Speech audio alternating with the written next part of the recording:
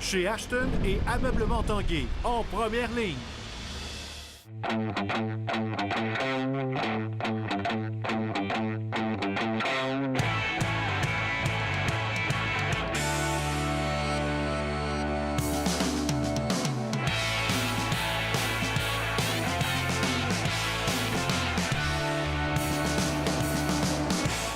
À tous un bon mercredi, bienvenue à l'Esprit sportif. Aujourd'hui, au menu de l'émission, on vous présente un jeune triathlète qui promet. On parlera également des Olympiques spéciaux de Québec. Mais d'abord, parlons baseball. C'est ce jeudi que s'ouvre la 20e saison des Capitales de Québec.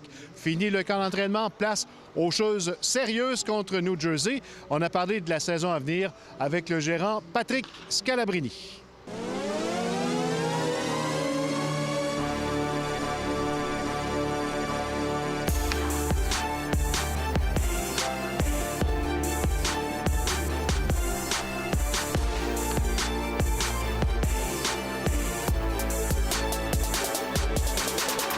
À quelques heures du début d'une autre saison, tu as officialisé évidemment ton équipe partante.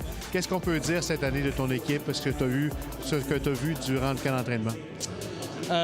Plusieurs belles surprises en fait. Ça a rendu mes décisions un petit peu plus ardues. Mais tu sais, on a 14 gars de retour de l'an dernier, donc beaucoup de gars qui savent à quoi s'attendre, qu'on se doute bien à peu près de ce qu'ils vont nous donner. Donc ça, au monticule, ça se ressemble beaucoup. On va être très, très bon au monticule. On a plus de nouveaux visages là, au bâton.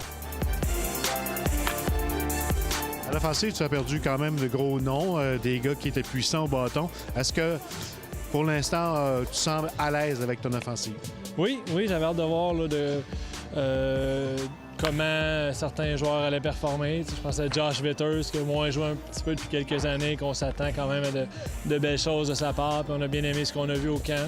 On a remplacé un peu de la puissance par beaucoup de vitesse. Jordan Serena, entre autres, qui est un joueur qui va jouer un petit peu partout, qui a eu un gros camp pour nous. Il frappait une coupe de coups de circuit, une coupe de grosses frappes. Donc ça, on a un gars qui va s'amener bientôt, là, Steven Gaylor, qui est un gars qui joue 2 à 3 également, qui est un gars très rapide qui devrait potentiellement être premier frappeur avec nous. Il y a un nouveau Québécois qui aura sa chance avec les Capitales. Oui, Marc-Antoine Bérubé est avec nous cette année. Il va être un de nos lanceurs. Il va commencer dans l'enclos, mais il va avoir le poste un petit peu de longue relève là, pour donner des manches, voir où il se situe là, dans notre réalité. Marc-Antoine Bérubé, tu fais partie de l'alignement partant des Capitales. C'est une belle réussite pour toi, t'es content? Ben oui, je suis super content. Je m'étais pas mis d'attente au début, mais je pense que j'aurais peut-être été déçu de ne pas faire l'équipe. Je pense que c'est une belle opportunité d'encore avoir un uniforme sur le dos et de jouer devant la ville de Québec, mes amis, ma famille. Ça va être cool. Tu étais au Sport-Études ici à Québec. Les Capitales jouaient.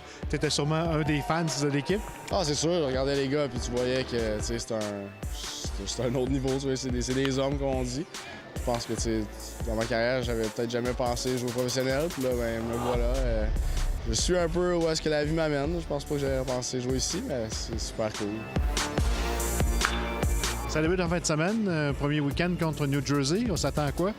Ça va être excitant. C'est l'équipe sur papier, à mon avis, qui sont les plus puissants à court terme. Ils ont plusieurs joueurs, des anciens joueurs des ligues majeures, Matt Latos qui va lancer contre nous samedi. Quelques gros cognards. Donc j'ai hâte de voir ça. Ça va être un très bon test pour nous de débuter la saison contre eux. C'est Patrick, bonne saison. Merci beaucoup.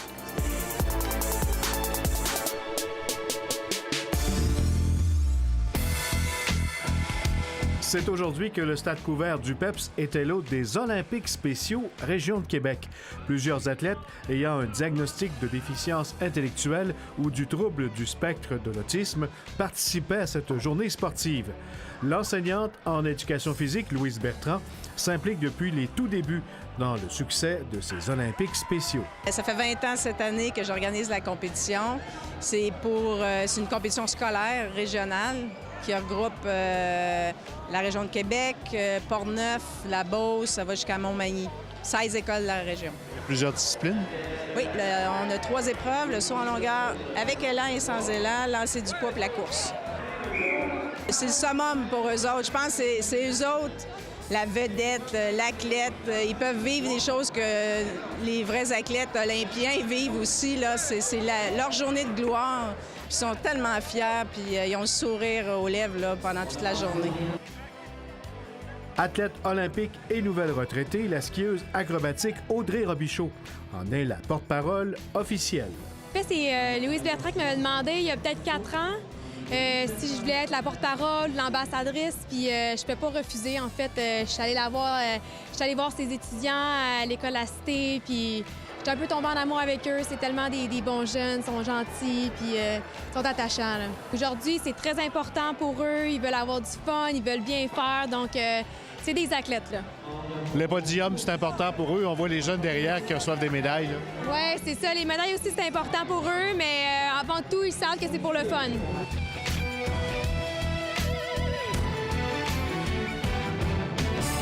Après la pause, Jonathan Fournier nous présente un jeune triathlète qui promet.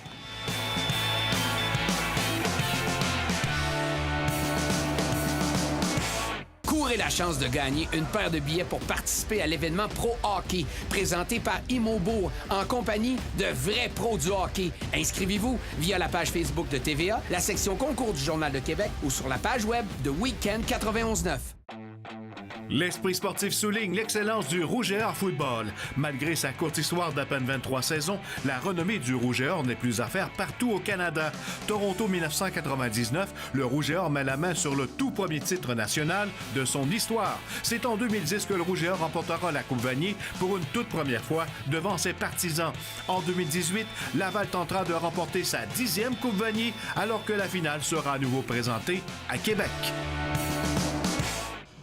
Anthony Cloutier est un jeune triathlète qui étudie présentement au Cégep de Sainte-Foy et à sa toute première compétition en Virginie. Il a terminé au 10e rang. Jonathan Fournier nous le présente.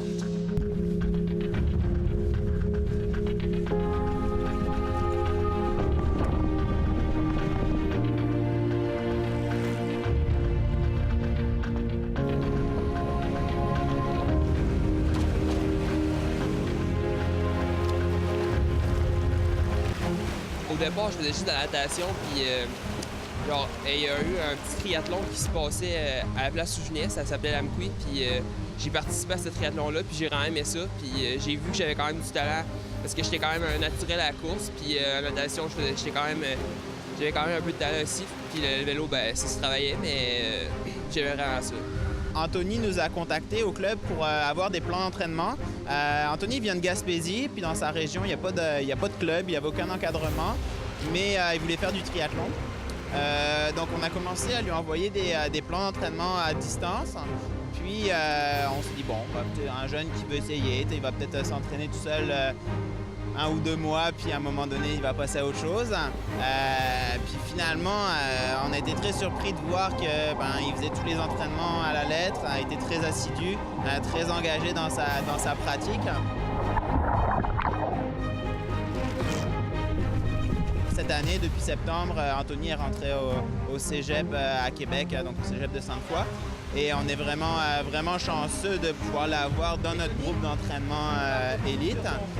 C'est vraiment un partenaire d'entraînement exceptionnel. C'est le gars qui est toujours à l'heure, qui ne chiale jamais si l'entraînement est trop difficile, qui a une éthique de travail exemplaire. Quand il est arrivé en septembre, moi, j'aurais jamais prédit qu'il pouvait faire un top 10 sur une course internationale junior comme il a fait la semaine passée à Richmond.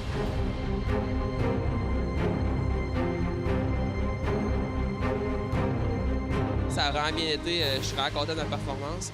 J'ai vraiment trouvé ça, c'était quand même gros. C'est pas habituel dans le fond, faire des compétitions contre des personnes d'autres pays. Normalement, je faisais des compétitions seulement avec au Québec, fait qu'il y avait juste du monde de Québécois. Puis là, j'avais un monde des États-Unis et Mexique, fait que c'était vraiment comme une plus grosse envergure de compétition. Il y avait un calibre très, très relevé au niveau des Américains. Mais il y avait aussi d'autres pays qui avaient envoyé leurs meilleurs juniors, dont le Canada qui avait aussi beaucoup de juniors. Donc moi, je m'attendais éventuellement à un top 20, top 10. J'ai été très, très satisfait. Surtout qu'il y a beaucoup d'erreurs qui sont liées à son manque d'expérience encore sur ce calibre de compétition. Mais d'ici la fin de l'été, je suis certain que ce ne sera plus un top 10 qu'on va viser, mais un top 5, voire un top 3 sur ce type de compétition. Donc, je suis extrêmement satisfait de la progression d'Anthony.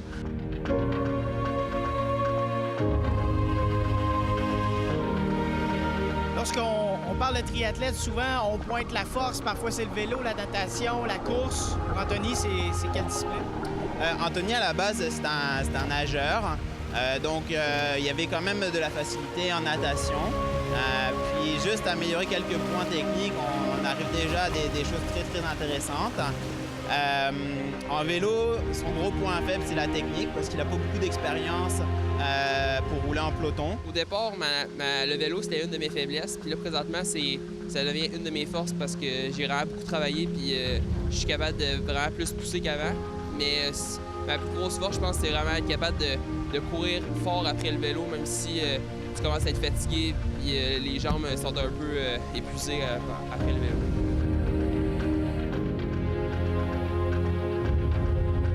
Considérant les résultats qu'il a fait en fin de semaine, ça se peut que je rajoute d'autres compétitions internationales à son programme. Sinon, oui, sur la scène québécoise, il y a encore beaucoup à apprendre parce que les courses de juniors sont jumelées avec les courses des seniors. Donc, il va pouvoir s'abreuver de l'expérience des seniors. Puis, sûr que l'objectif principal, ça va être le championnat canadien qui va être à Kelowna à la fin août. Dans le fond, c'est là que je vais pouvoir si mon entraînement il a vraiment porté fruit ou qu'il y a encore du travail à faire. C'était de bons résultats, merci. Ouais, merci beaucoup.